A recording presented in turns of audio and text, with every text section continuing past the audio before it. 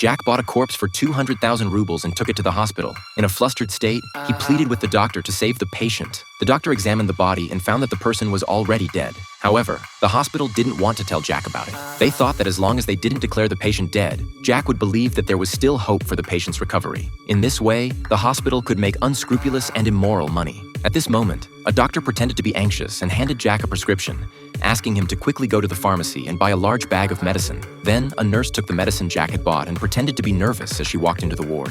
Unexpectedly, the nurse turned around and returned the medicine to the pharmacy. Although the hospital had thus made 50,000 rubles for nothing, they were still not satisfied. Then, another doctor came out and told Jack that the patient's condition was critical and that he had to pay 500,000 rubles for the surgery fee immediately to arrange the operation. Upon hearing this, Jack quickly paid the surgery fee and said that money was not a problem as long as the patient could be cured. During the operation, the doctors and nurses were going in and out of the operating room in a hurry. People who didn't know the situation might have thought that they were really rescuing the patient. In fact, they were already discussing the commission in the operating room. Soon, 8 hours passed, and the corpse began to give off a foul smell. The doctors had no choice but to come out of the operating room and announce the patient's death. They told Jack to accept the sorrow and said that they had done their best. What the doctors didn't expect was that Jack had been waiting for this moment. He immediately took out a death notice of the patient and questioned the doctor. "Aren't you experts at rescuing the dead?" It turned out that as early as the previous day, Jack had discovered that this private hospital was extremely heartless. Some pregnant women who could have had a natural delivery were induced by the hospital to choose the more expensive cesarean section.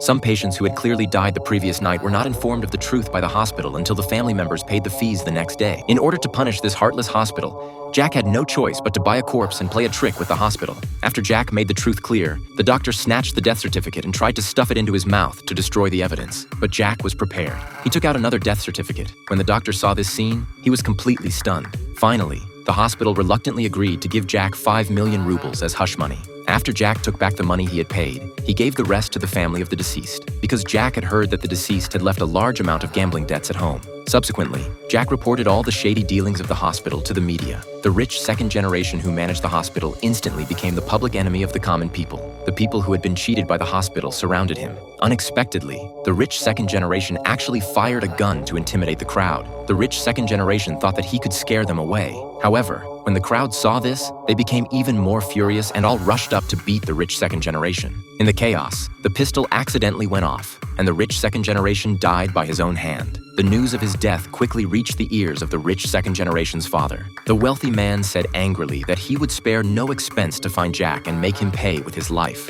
However, when he clearly saw Jack's appearance, he opened his eyes wide in shock and kept saying, "How could it be him?"